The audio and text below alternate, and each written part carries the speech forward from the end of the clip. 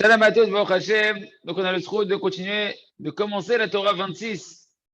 Shem Havaya, Baruch Hashem. La Torah 26 il écoutait Moharan.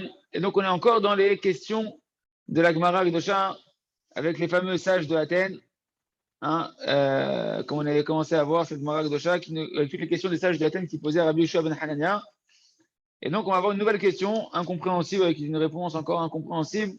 Et on va voir donc ce qui est marqué dans ma Sechet Bechorot d'Afret. On va voir la réponse là-bas qu'a donné Rabbi Yeshua ben Hanania et on va voir la profondeur qui est cachée derrière. Et en fait, sur la Torah 26 et la Torah 27, Rabbi Nachman va donner deux pirouchim différents de la réponse de Rabbi Yeshua ben Hanania. Donc, on y va. Question des sages de Athènes. Retita demayet bebe'uta.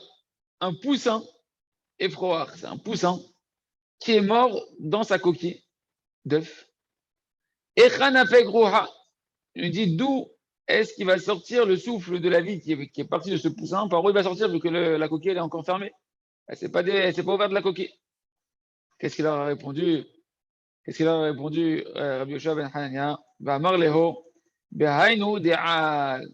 Du même endroit par lequel le souffle de ce poussin il est rentré, et ben par le même endroit il va sortir. Et Rashi, donc fin de réponse de Rabbi Yoshua ben Hanania. Rashi, sur place, il nous dit Retitza des maillettes. De quoi on parle quand on dit Retitza des maillettes? C'est le poussin qui est mort dans sa clipa. Le poussin qui est mort dans l'œuf, dans la coquille d'œuf, il est mort à l'intérieur. Voilà, fin de la Gemara. Vous avez compris que pour nous, c'est pas très compréhensible. Et Rabbeinu Kadosh va nous dévoiler les secrets qui se cachaient dans la sagesse de la discussion qu'il y avait entre les sages d'Athènes, qui étaient eux des hérétiques, et Rabbi Shua ben Hanania, qui est le représentant de la Yémouna du Ham Israël, et des secrets de l'héritage de la Torah. Mais on va voir ensemble, on va commencer à essayer de découvrir un peu Batachem, qu'est-ce qui se cache derrière. On ne sait pas trop c'est quand que Rabbeinu il a écrit cette Torah-là. Ce qu'on sait, que c'est lui qui l'a écrit de sa main. Et que la Torah 27, elle va être aussi un complément de cette Torah-là. Ok? Donc nous, on y va, on commence à rentrer dans la Torah, dans l'explication. Retitza, ze efroa. Quand la Gemara te parle d'un Retitza, c'est quoi Retitza? C'est un poussin. C'est un poussin et c'est important de voir le mot, comment il écrit Rabbeinu en hébreu, Efroar, d'accord? C'est la traduction en hébreu qui renferme le secret, on va dire, un petit peu de ce qui se cache dans cette discussion. Zebehinat tzadik. C'est quoi ce poussin? Eh bien, ce poussin, ça fait référence au tzadik. Quel rapport le poussin et le tzadik? On va voir Batachem. Behinat, Ifrar beyamav tzadik. Comme c'est marqué dans Télim 72, il va fleurir. Ces jours vont fleurir, les jours du tzadik, ils vont fleurir. Alors, le mot ifrach ici, ça veut dire fleurir. Mais le mot effroar, c'est un poussin. Or, on parle que le tzaddik, il va fleurir. Ouais. Le tzaddik, il va être ifrach, il va fleurir.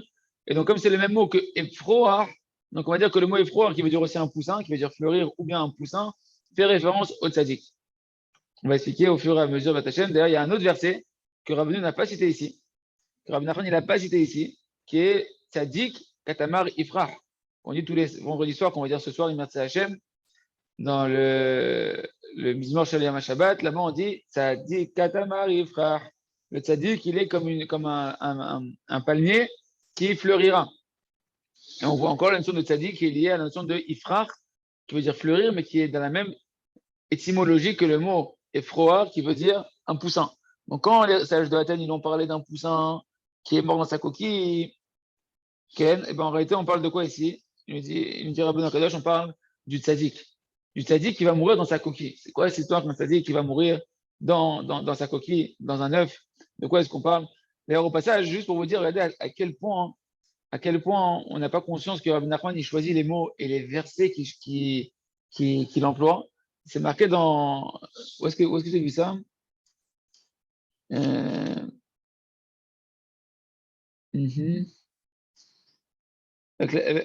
Ken. Voilà, c'est marqué ici dans Sir Safek Kodesh, dans les écrits qu'ils ont entendus de Rabbi Israël Bender, qu'une fois, il y avait un des Anshe Shlomenu, ou des élèves de Breslev, qui est une personnalité importante là-bas, qui a commencé à parler de cette Torah, à être Mefaresh, cette Torah-là, la Torah 26 d'Écouter Moharan.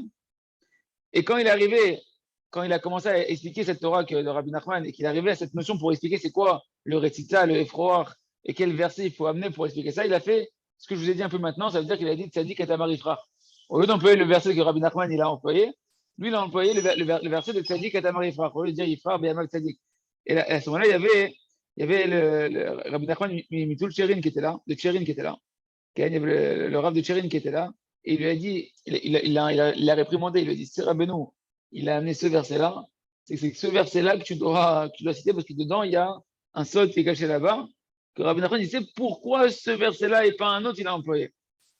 À quel point on doit faire attention à la massorette, à la transmission, et de bien garder les choses intactes, même sinon avec notre tête, on pourrait penser que bon, ça va, il y a un autre verset qui dit la même chose, etc. Non, Rabbi Nachman, c'est ce verset-là d'Avka qu'il a voulu employer. D'ailleurs, le pshat de ce verset, quand on prend dans le Mesoudat David, il dit là-bas, Ifrar, c'est quoi Ifrar? Idgadel veya'ale mala qui va grandir, il va fleurir, c'est quoi il va grandir? Il va fleurir, il va grandir et il va s'élever en haut, en haut. Tout de suite, pour comprendre de quoi on parle ici, de ce tzaddik qui est renfermé dans sa coquille, qui pourrait mourir dans sa coquille et qui va maintenant, on dit qu'il va grandir et s'élever, de quoi est-ce qu'on parle? C'est quoi la coquille? Il dit, chez Shahalou Oto, ils ont posé la question, les sages de Athènes. Un poussin qui mord dans son œuf. De quoi on parle? Atzadik, Shememit et Atzmo, ou Moser et Navsho, Bitzloté ou Varoté. Le poussin, c'est le tzadik qui est mort dans son œuf. Il est prêt à se sacrifier. Il est prêt à donner son âme dans quoi? Dans sa coquille d'œuf, qui est en réalité sa prière et sa volonté. Pourquoi? Parce que le mot en réalité qui veut dire Betsa, le mot qui veut dire un œuf en hébreu, c'est Betsa, mais en araméen, Betsa, ça se dit Béa. Béa, c'est un œuf, une coquille d'œuf en araméen. Or, en araméen, le mot qui veut dire un œuf, qui veut dire Béa, il veut dire aussi la prière. Parce que c'est marqué en araméen, comment on appelle la prière? On appelle Barouté. Barouté, c'est la prière. Donc en réalité, l'œuf, la coquille d'œuf, elle représente la coquille d'œuf, mais elle représente aussi quoi? La tfila. Et donc c'est quoi que le poussin, il est mort dans sa coquille? C'est que le tzaddik, il est prêt à donner sa vie, il est prêt à se sacrifier dans sa tfila. Et que dans la tfila, on va voir qu'il y a une prina de Messirut Nefesh pour chacun d'entre nous. Que chacun d'entre nous, dans la tfila, il y a une dimension où tu dois te battre et, mamash, faire de la Messirut Nefesh, être prêt à te donner à 100% et à devoir te battre comme si tu donnais ta vie pour ça, dans la tfila, par rapport à toutes les pensées qu'on va voir qui vont venir nous perturber durant la tfila. Il ramène ici une très belle explication de Ravatia. Il ramène que la notion de tzaddik, de tfila, la notion de coquille d'œuf, etc. Il dit parce qu'en réalité, c'est quoi le symbole du poussin qui est dans l'œuf? Si l'œuf, on a dit, si la coquille, on a dit c'est la tfila, ben qu'est-ce qui se passe dans la coquille d'œuf? Il y a le potentiel du poussin qui est en train de se développer. Donc ça veut dire quoi? Le potentiel de tzaddik de chacun d'entre nous, il est contenu dans la tfila, dans la coquille d'œuf. C'est-à-dire que chacun en réalité, la tfila, elle est ce qui renferme en elle la capacité de pouvoir passer ton tzaddik potentiel que tu es à l'intérieur de toi en concret, c'est dans la tfila que tu vas le trouver. Cette notion du tzaddik qui est renfermé dans l'œuf. C'est-à-dire que nous maintenant, eh ben, on va devoir être prêt à faire des efforts énormes de concentration, de sacrifier son temps. Quand le Rav il parle par exemple de faire une demi-heure de tfila, Bemessirut Nefesh pour le Ham Israël, de faire une demi-heure de prière avec sacrifice de soi, avec don de soi pour le Ham Israël, parce que de prendre une demi-heure de son temps pour aller prier pour le Ham Israël, ça s'appelle sacrifier son temps. Et après, quand tu as sacrifié ton temps, de prendre ta tête pour y mettre tes concentrations et pas laisser ta tête partir dans toutes sortes de pensées une fois que tu t'es mis à pouvoir prier, tu as sacrifié ton temps. Maintenant, il va falloir sacrifier tes pensées, que tes pensées, tu les diriges et que tu laisses pas ce que ton cœur il a envie de te mettre dans ta tête et que tu vas diriger tes pensées sur quoi tu veux prier. Et pareil pour chacun, quand tu vas prier pour sortir de tes mauvais traits de caractère, sortir de tes mauvais désirs, tu vas être attaqué par toutes sortes de pensées. Déjà, il va falloir sacrifier du temps pour aller prier. Et après, il va falloir sacrifier tous les désirs de ton cœur qui viennent dans ta tête à ce moment-là pour pouvoir te concentrer et pour pouvoir également sacrifier les mauvais désirs, les mauvais caractères, comme on avait vu dans la Torah précédente, que quand on est en train de faire teshuva, qu'on est en train de clarifier l'illusion des mauvais désirs et des mauvaises pensées, c'est une prière de sacrifice. On avait vu que c'est qu'on amène des animaux au Beth Amikdash, que toutes les pensées d'un homme dans le fantasme de l'illusion des plaisirs de ce monde-là, quand tu les sacrifies, quand tu cherches à les éliminer, tu es en train de sacrifier, ce Koacham Damé, c'est une dimension véritablement de sacrifice. Et on va voir que tout ça, en réalité, ça se passe dans la tfila, dans la tête d'un homme. Tout ça, c'est renfermé dans la tête d'une personne quand il est en train de prier, les combats qu'il va avoir dans la prière. Comme ça, il peut faire naître et éclore le tzaddik. Ok. Donc, il nous dit le Rav ici, on continue. Yotse, on apprend de là donc que l'œuf, il représente la tfila. Quel? Il va ôter quel? Donc, on parle ici donc du tzaddik, c'est la question qu'ils avaient, le tzaddik qui se tue, qui se sacrifie dans la tfila.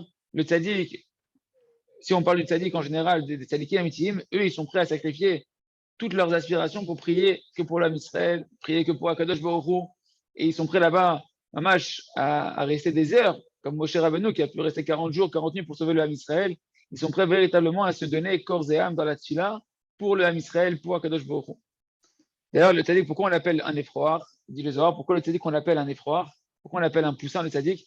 Parce que lui, à la différence de la coquille, c'est que le tzaddik, le poussin, il a des ailes. Il a des ailes pour s'envoler, il a des ailes pour s'élever, il a des ailes pour faire élever la shrina, qui sont la crainte du ciel et l'amour du ciel, et ça va se travailler dans la tfila. C'est quoi la question qu'ils avaient? Où est-ce que le tzaddik, il doit, dans la tfila, être prêt à plus se sacrifier qu'à un autre moment dans la tfila? Dans quels endroits de la tfila, eh ben, il va devoir sacrifier son âme, plus ou moins. Et ça, c'est marqué en fait dans plusieurs endroits dans Rabbeinu Akadosh, marqué dans les Setam Mevoharot, c'est marqué dans Sichot Haran. Regardez ce qu'il dit dans les Setam Mevoharot. Il dit là-bas dans la chapitre Tfila, sur la lettre Lamed Dalet, il dit parce qu'en réalité, une personne, quand elle va maintenant prier, elle va rentrer dans cette dimension de sacrifice de soi. Et pourquoi? Parce qu'elle va voir qu'elle va avoir tout ça. Il y a différents sacrifices. Ça peut être des fois que tu auras des empêchements.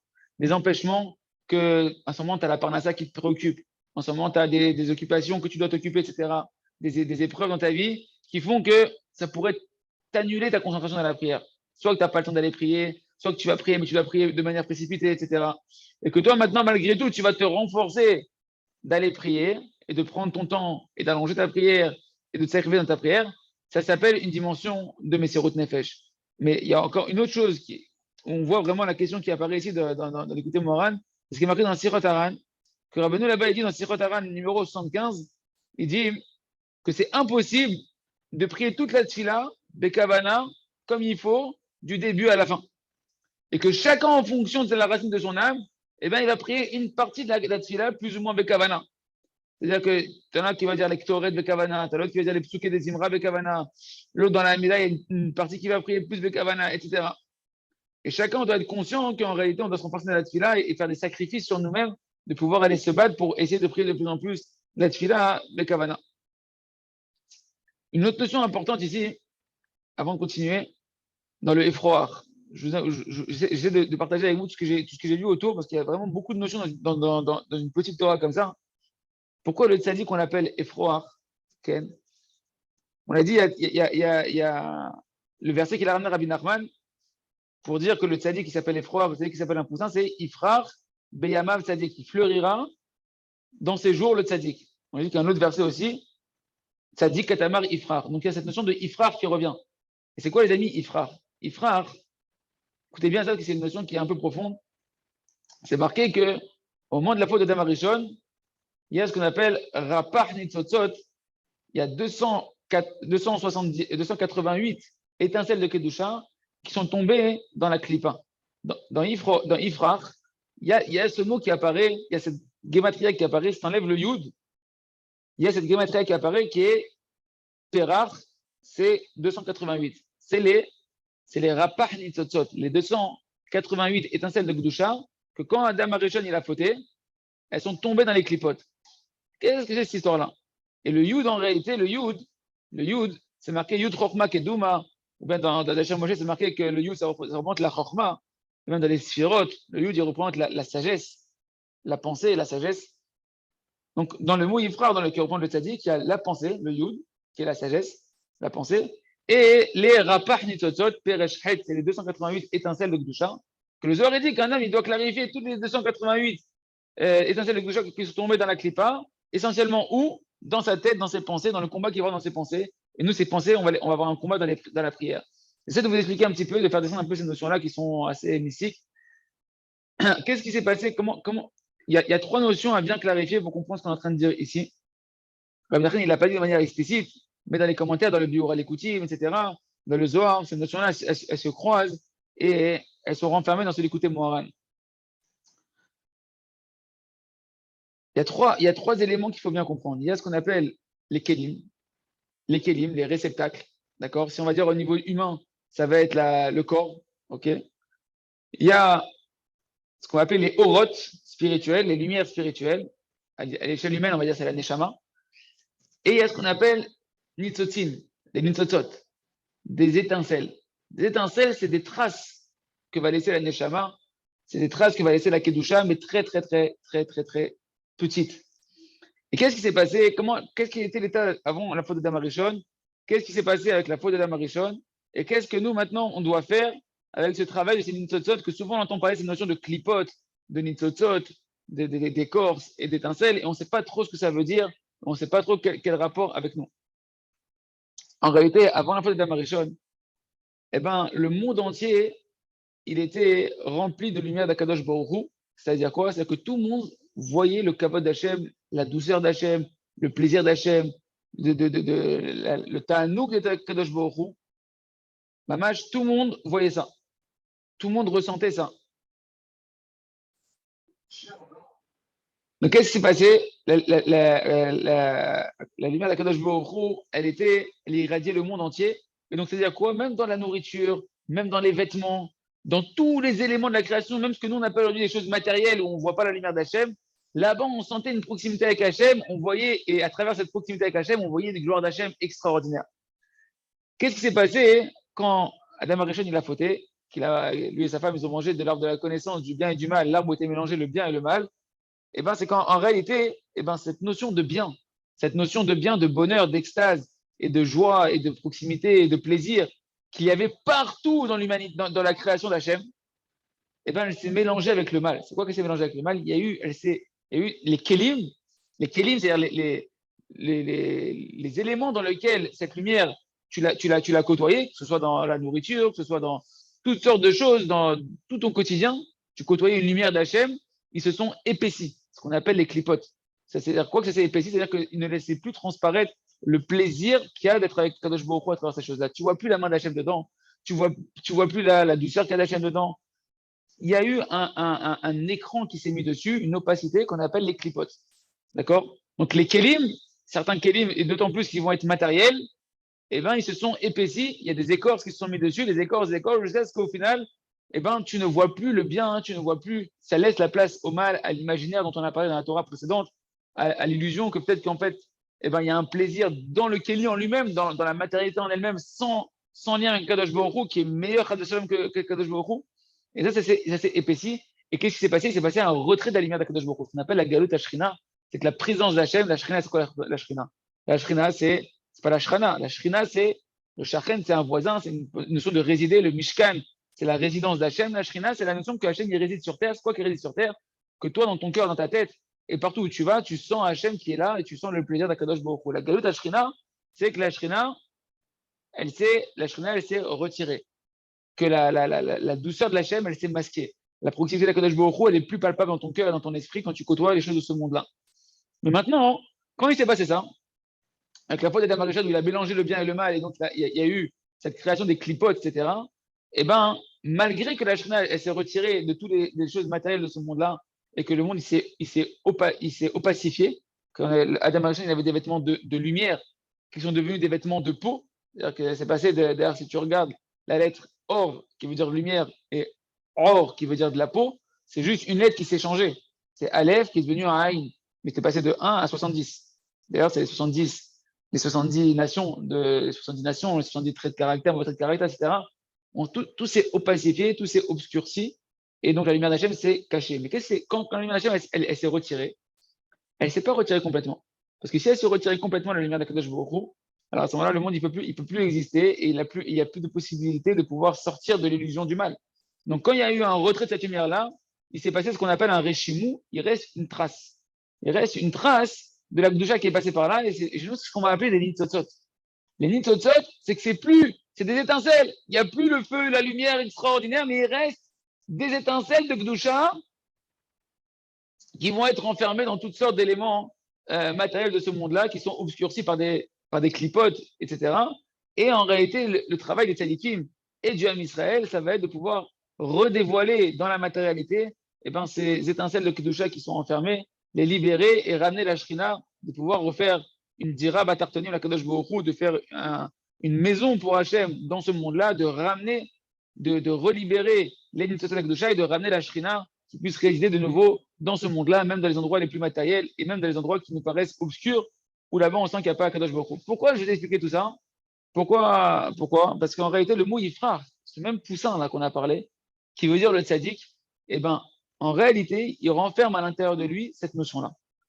Cette notion-là, que dans Yifrar, qui est le poussin, qui est le tzaddik, il y a les rapah nitzotzot qui apparaissent, Pereshet, c'est ces 288 étincelles de Kedusha, que dans la Kabbalah, c'est marqué que quand Adam Arjun l'a posé, il y a 200, c'est une notion en elle-même, 288 étincelles de Kedusha qui se sont réparties, qui se sont perdues dans les clipotes, tombées dans les clipotes, qui ont été enfermées dans les écorces de ce monde-là.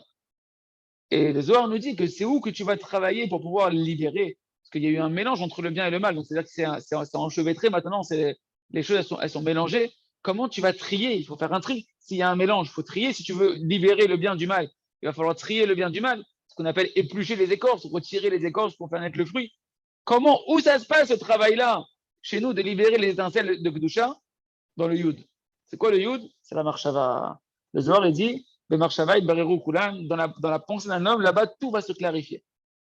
Dans ta pensée, comment tu vas te battre dans tes pensées entre ce que tu penses qui est le bien, ce que tu penses qui est le mal, et que tu veux le bien, que tu veux pas le mal, en réalité, tu vas libérer les étincelles de Kedusha, et mettre ces étincelles de Kedusha, elles appartiennent à un Neshama de chacun, et ça complète notre Neshama, ça renforce notre Neshama, ça réveille notre Neshama, ça nous permet de connaître encore plus à Kadosh Baruch Hu, de se lier encore plus à Kadosh Baruch Hu, de se délecter encore plus à Kadosh Baruch Hu, mais tout ça se passe où?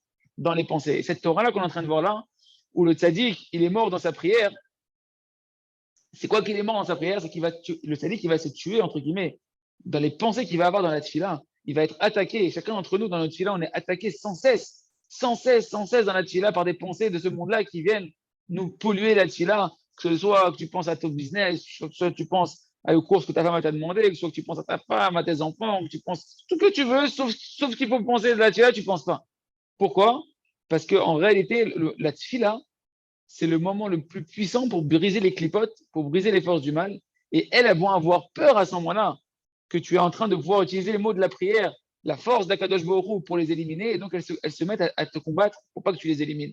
Un homme, il se perd dans ses pensées. Mais si tu vas te battre et tu vas te tuer, entre guillemets, à faire des efforts, de pouvoir te concentrer dans les mots et à repousser ces pensées-là, et à faire l'effort de penser des bonnes pensées à la place des mauvaises pensées, tu vas justement tuer ces clipotes-là et libérer les étincelles de Gdusha, faire Ifrar. Ifrar, c'est quoi? C'est Yud Rapar. Tu vas clarifier dans ta pensée, dans le Yud, dans ta pensée, les Rapar Nitzotzot, les 288 étincelles de Gdusha qui sont enfermées là-bas.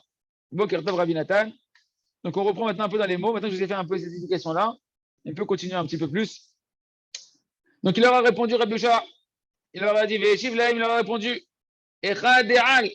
Aïnou, איך שיש לו להעלות ניצוצי הקדושה, היינו איך שנכנסים בו מחשבות זרות, צריך להעלותם. Écoutez bien la réponse. Qu'est-ce qu'il leur a dit? Par là où il est rentré le souffle de vie dans le poussin, par là, il va sortir le souffle de vie. Ça veut dire quoi?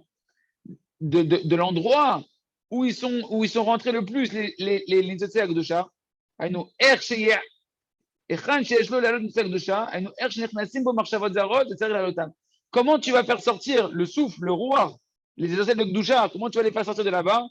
Sache que c'est Dafka par le même endroit où les pensées mauvaises, elles t'attaquent, c'est là-bas que tu dois combattre et tu vas faire sortir les étincelles de Gdusha. Israq, t'as entendu ça ou pas?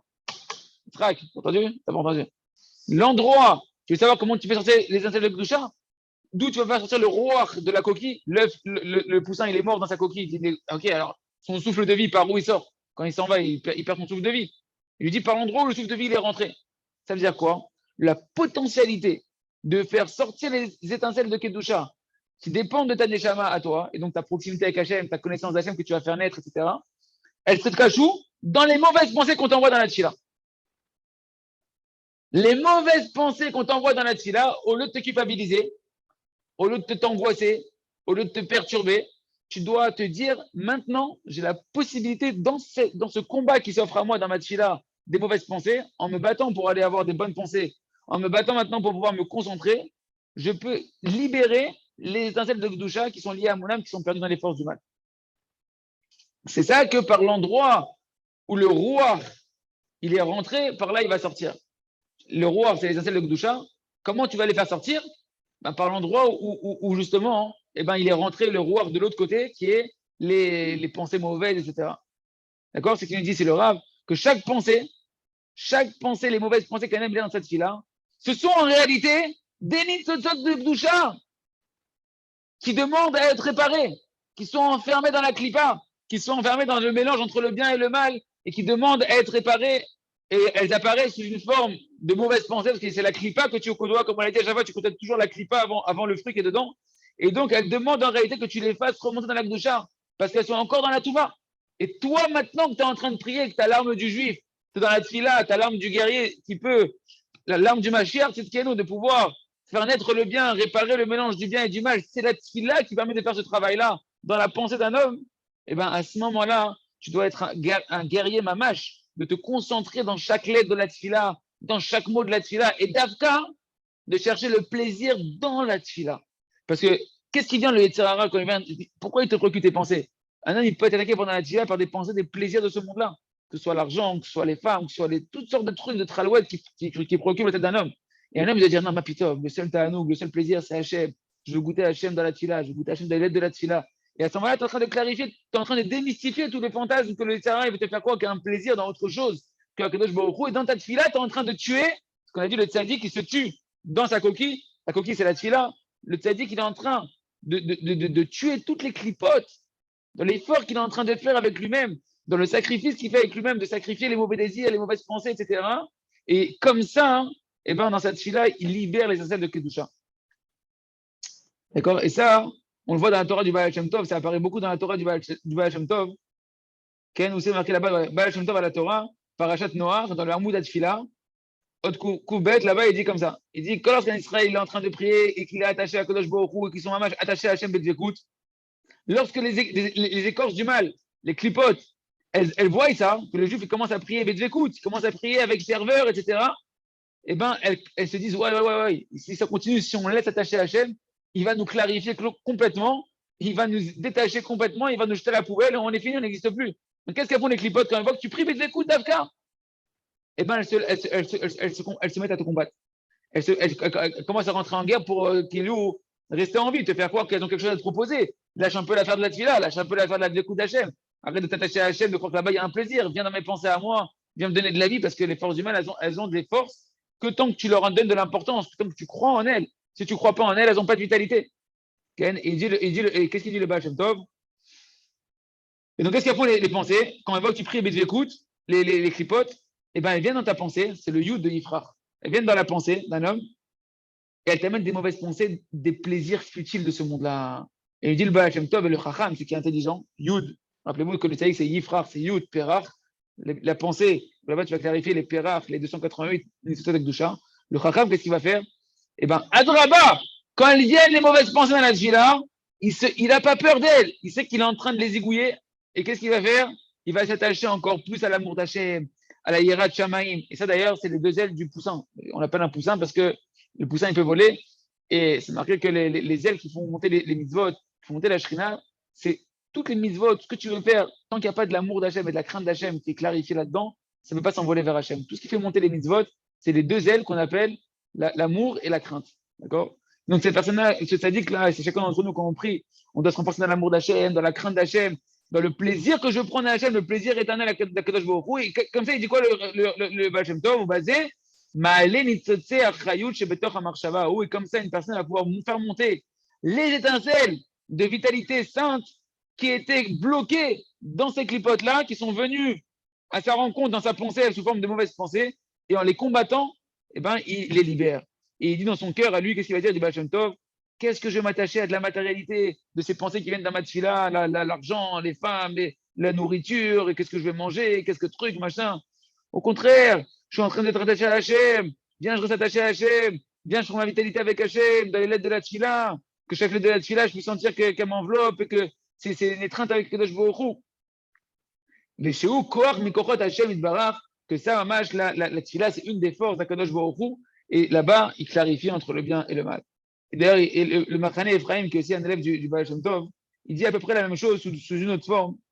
Dans la parashat Vaïgash, il dit que la marche Shavazara qui vient à un homme, une mauvaise pensée qui vient à un homme au moment de la tfila. Pourquoi une mauvaise pensée vient à un homme au moment de la tfila? Mais Hamat Shukata Sherotza Betikuna Alota le Georgia. C'est parce que la pensée, en fait, dedans, il y a une espèce de Gdusha qui veut être sauvé, qui veut remonter à sa racine, qui veut sortir de la prison, de la Touma dans laquelle elle est enfermée depuis la faute de Marishon. L'étincelle de Gdusha qui est dans cette mauvaise pensée, elle veut revenir à sa source. Il dit, ça c'est déjà connu. Ken, Adam Shebalu Marshavazara, Mezetava, Oshar Advarim Rahman Islam, il bonen mise, Ekla Aval Hashem Mitzad Akal Vachomer. Il dit, c'est connu, il y a une astuce. Comment tu vas faire quand une mauvaise pensée, elle vient étrangère au moment de la tfila ou un mauvais désir, il vient des choses qui sont interdites, que Dieu nous en préserve. Eh bien, tu vas réfléchir comment justement utiliser ça pour servir Hachem en faisant un kalvachomer. Comme c'est marqué dans Pirkei Avot, et c'est au Chacham, Alon Adam, c'est qui? Le sage, c'est celui qui sait apprendre de tout homme, il faut apprendre même du Yetzirara. Le Yetzirara, il vient te proposer un plaisir, il vient te proposer un tanouk dans tes mauvaises pensées, et tu dis, moi, j'ai encore un meilleur tanouk. C'est un tanouk qui est encore beaucoup plus fort. Moi, je veux pas un tanouk illusoire, je veux un tanouk qui reste pour l'éternité, un tanouk qui est vrai, un vrai goût de Gdusha, ok? Alors, on ferme la parenthèse pour nous dire, voilà, qu'est-ce qui se passe dans la tfila, et c'est cette dimension-là que le tzaddik, il va se tuer dans la tfila, c'est qu'il va faire un don de soi pour tenir ses pensées dans la Gdusha, et il va sacrifier le Koach Abamiyut, la force de l'imaginaire animal des mauvaises pensées, pour faire naître en réalité l'étincelle de Gdusha qui est intérieure, le tzaddik qui est intérieur. C'est ça qui est caché par le mot, la coquille, l'œuf, que l'œuf, ça veut dire la prière en araméen. Béa et Baé, c'est la même chose, la coquille et la prière, c'est la même chose. Okay. Kayadoua, Sham, donc c'est pour nous dire, Rabbeinu, Kayadoua, comme c'est connu, que les étincelles de Gdusha sont enfermées dans la clipa et qu'il y avait attaqué un homme pendant la tfila. Sham tsarir lo limsor nafsho, nous dit Rabbi Nachman, on finit la Torah avec ces mots-là de Rabbi Nachman. Là-bas, justement, le tzaddik, et c'est chacun d'entre nous à notre niveau aussi, dans cette pensée qui vient t'attaquer dans ta tfila, tu dois donner ton âme, tu dois te sacrifier, tu dois être prêt à te battre et pas laisser passer les mauvaises pensées qui vont te bouffer la tfila. C'est toi, par la tfila, tu dois bouffer les mauvaises pensées. Par ta prière, tu dois justement éliminer les mauvaises pensées. C'est l'endroit de clarification des mauvaises pensées et d'imaginaire du bien et du mal. Tu le tues là-bas dans la tfila. Afin de pouvoir, une Rav, faire monter toutes les étincelles de Gdusha qui sont renfermées dans les mauvaises pensées. Ça, il se trouve donc chez Kol Marshavazara, chez Ba Betoch Hatfila, où Nassel et Balbelo Oto, Yada Adam, Shalede, chez Trazag, Yamshir, Lechaven, Netilato, Velo, Idbabel, Matam Marshavot, Basé, Umtaken, Otam, Malotam, la Gdusha. Toi, tu ne dois pas avoir peur. Quand tu fais ta prière et que tu vois que tu as des mauvaises pensées qui viennent, des mauvais désirs qui viennent dans la tfila, etc., eh bien, ça ne doit pas t'embrouiller. Au contraire, il dit Rabbi Nachman dans un autre endroit, Ken, il dit dans Tignana, par exemple, la Torah même Vav de deuxième partie du côté Moran, que la Messirut Nefesh de chacun, le don de soi de chacun, que chaque jour, quand il vient, il est en train de prier, etc., qu'il a des mauvaises pensées, et ben c'est la même dimension quand tu vas te battre contre elle que ce qui est marqué dans Télim 44, qui est Alecha Organu Kolayom. Pour ton nom, Hachem, on a tué des ennemis toute la journée. C'est quoi, il dit Rabbi Nachman? C'est quand on est en train de prier. Quand on est en train de prier, qu'on se bat contre les mauvaises pensées. On est mamash comme un guerrier qui va à la guerre et qui il a son épée. J'ai vu ce qu'il dit ça, Rabbi Nachman, il dit ça encore ailleurs, que c'est comme un guerrier qui va à la guerre et qui a son épée et qu'il est en train d'avancer dans la tfila, c'est l'épée. Il y a des mauvaises pensées qui viennent et lui il continue, il ne laisse pas les mauvaises pensées venir, il se concentre dans les mots, il reste attaché aux mots, il reste attaché au plaisir dans les mots. C'est comme si qu'il a son épée qu'il est en train de tuer comme ça sans s'en rendre compte. Mamage, des dizaines, des centaines, des milliers de clipotes qu'il est en train de tuer par cette fille-là. Mais toi, tu dois être confiant. Tu dois être confiant que c'est normal qu'elles viennent, cette mauvaise pensée. C'est normal qu'elles viennent parce qu'elles viennent, elles ont peur d'être éliminées. Et toi, par ta concentration, tu es en train, plutôt, de les éliminer. Et donc, une personne doit continuer comme ça à ne pas s'embrouiller, prier cette fille-là, de ne pas s'embrouiller dans cette fille-là. Et d'avka comme ça, eh ben, tu répares toutes les étincelles de Gdusha qui sont à l'intérieur et tu les fais monter de la Gdusha. Est-ce que c'est clair, les amis? Est-ce que vous avez des questions? Est-ce que vous avez des choses à rajouter par rapport à ce qu'on vient de voir? J'avais lu, moi, dans le char à Kavanot, il y a Il y a une ségoula du Harizal. Quand tu es attaqué par une mauvaise pensée, tu penses aux lettres de Aïn Vav. Ça fait brouillard et ça te dissipe la mauvaise pensée. Je sais pas si tu Qui a avais fait? lu déjà. Non, j'ai pas lu, c'était la Kavana. Mais on va dire que pour nous, au lieu d'aller chercher des choses du Harizal, comme Nachman nous a dit que même les Kavanot du Harizal dans la Tfila, une personne elle doit chercher, plutôt que penser les Kavanot du Harizal dans la Tfila, il faut chercher à penser les mots de la Tfila qui est plutôt. Pour nous, c'est rien que le fait d'abord apprendre à traduire la Tfila, de comprendre ce qu'un mot dans la Tfila il veut dire, quel est le sens des mots et de rester attaché aux mots de la Tfila. Qu'une personne, les pensées elles viennent le dérouter de la concentration, rien que de chercher à rester dans le sens de la Tfila, ça suffit complètement pour éliminer cette mauvaise pensée. Tout ça, le problème, c'est que la plupart des gens en France, ils ne savent pas ce qu'ils disent. Ils lisent une poésie. Donc, qu'est-ce que tu veux, comment tu veux combattre? Comment tu veux que ton esprit soit ailleurs comment tu veux que ton esprit soit dans la tfila? Le bonhomme, il ne sait même pas de quoi il parle. Et donc, son esprit. C'est pour ça qu'il y en a qui m'ont dit que des fois, pendant le shiur, ils font la tfila. Je me suis dit hier, bon, tant qu'il ne comprend pas ce qu'il dit dans la tfila, au moins, il canalise sa pensée dans de la Torah. Les gens, ils font de la tfila, et leur tête, elle est à Honolulu. Ils ne comprennent pas ce qu'ils disent. Il faut apprendre, il faut apprendre à qu'est-ce que tu dis dans la tfila. Je vois que tu rigoles, David. Si tu rigoles, c'est ça te concerne, je sais pas. Mais Non, plutôt, non, pas du tout, ça me concerne pas, mais j'ai trouvé ça extrêmement drôle. voilà, ce qui m'amage, c'est plutôt, ça veut dire que Kodem Kol, il faut savoir ce que tu dis. Et après, quand tu sais ce que tu dis et que ton esprit, elle vagabonde à droite à gauche, ben, tu repousses tu reprends ton esprit en main et tu le recanalises dans les concentrations de la tfila. Et ça, en elle-même, ça élimine les clipotes. Et encore plus, si une personne, elle est consciente de la douceur qu'il y a dans la tfila, que plus elle a pris avec concentration et qu'elle sait qu'elle s'attache avec Hachem, et qu'elle sent la douceur qu'il y a à Kadosh Baruch Hu, alors elle peut dire à ce moment-là, je ne veux pas des plaisirs illusoires, je veux le plaisir d'être avec Kadosh Baruch Hu. Et c'est ça la Etza Ikarit qui ressort de cette Torah-là, et qu'à ce moment-là, tu fais naître le potentiel du tzaddik, qui est le petit poussin qui est dans l'œuf, en te tuant dans ta tfila, à tuer les mauvaises pensées, et ben en réalité, tu fais naître, tu fais éclore. La tfila, on a dit, c'est l'œuf. Tu fais éclore par la tfila, et ben le potentiel de tzaddik qui est à l'intérieur de toi, les étincelles de Kedusha qui étaient enfermées dans ces mauvaises pensées, dans ces clipotes.